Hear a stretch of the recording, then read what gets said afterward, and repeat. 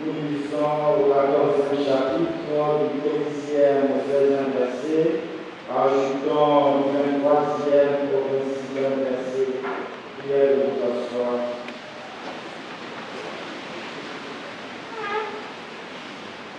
À l'heure où Jésus passait les sermons à son Père, il disait à ses disciples, si vous m'aimez, vous resterez fidèles à mes commandements.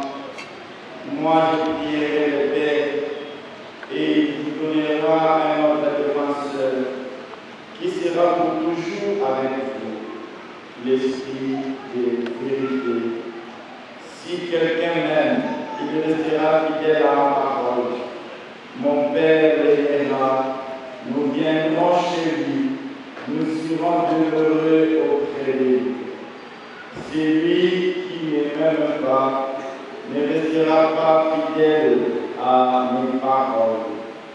Or, la parole que vous entendez n'est pas de moi, elle est du Père qui m'a envoyé.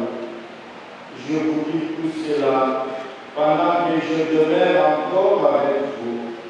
Mais les défenseurs, l'Esprit Saint, que le Père enverra en mon nom, lui vous enseignera tout et vous fera souvenir de tout ce que je vous ai dit.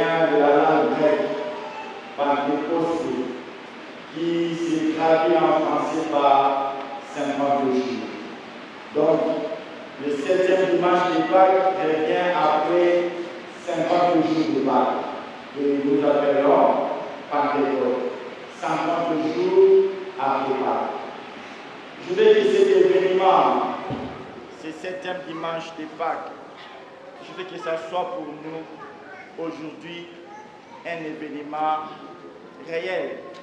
Ce n'est pas des fake news cet événement. Ce n'est pas une tromperie.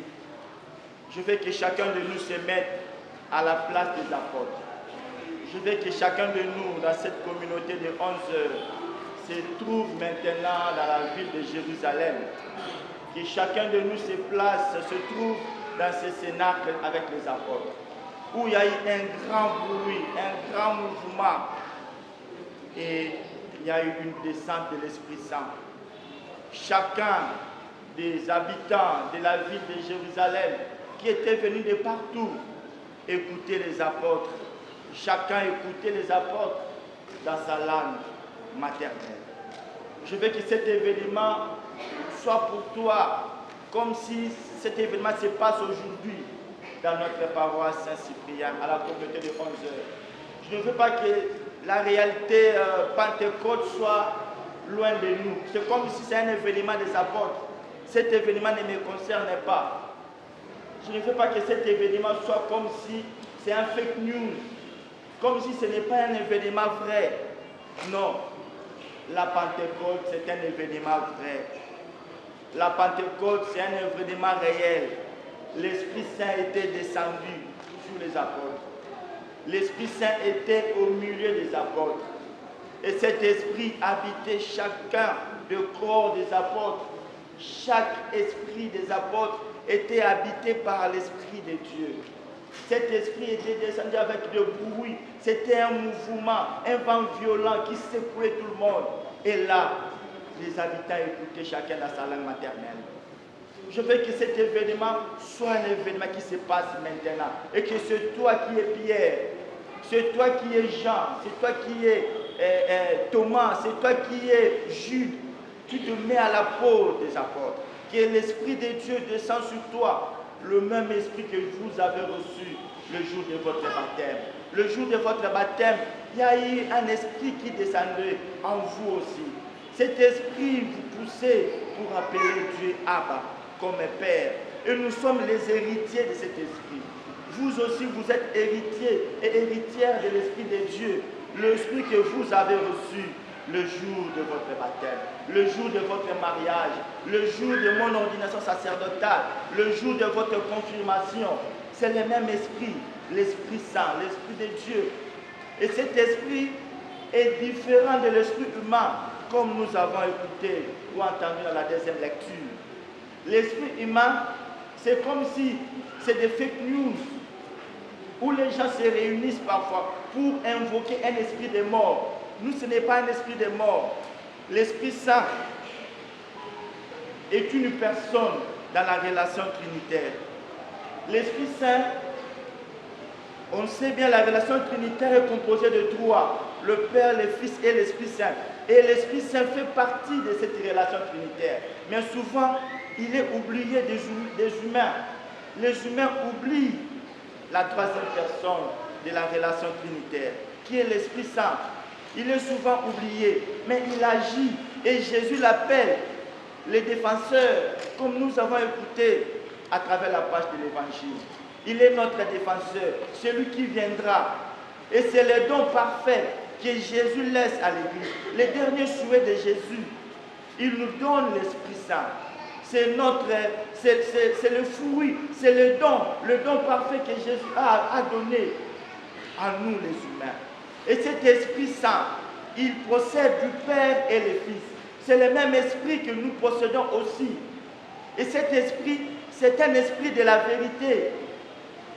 Si on veut faire le parallélisme plutôt avec le tour de Babel, il y a un esprit qui descendait. Et cet esprit a mis dans le cœur des humains la confusion. Ça, c'est un esprit des tours de Babel. Cet esprit, et chacun n'écoutait personne. Il y a une confusion. Et quand il y a la confusion, les choses ne marchera jamais. Parce qu'il y a la confusion. Chacun parlait à sa langue et personne n'écoutait l'autre. Or, on sait dans la communication, il y a un émetteur et il y a un récepteur. L'émetteur et le récepteur utilisent un code. Le code utilisé entre l'émetteur et le récepteur est appelé la langue. Pour que l'émetteur et le récepteur s'entendent, il faut un code entre les deux. Si l'émetteur et le récepteur n'utilisent pas le même code, il n'y a pas de communication. C'est ce qui s'est passé le jour de Tour de Babel. Il n'y avait pas une communication. Il y a un esprit, oui, mais cet esprit ne communique pas avec les autres. Chaque personne écoutait l'autre. Et il y a un problème de communication. Au lieu de continuer à bâtir leur bâtiment, mais il y a eu une confusion et les choses ne marchaient plus. Parce qu'il n'y a pas de communication. Mais l'esprit que Jésus nous donne aujourd'hui, c'est un esprit vrai. Et chaque être humain écoute l'autre. Et cet esprit de Dieu nous apporte la vérité, nous apporte l'écoute. C'est pourquoi Paul dit dans la lettre aux Romains, si nous aussi, nous portons cet esprit de Dieu, cet esprit nous poussera à crier Abba. c'est car il est. C'est l'Esprit qui nous dit que Dieu est Père.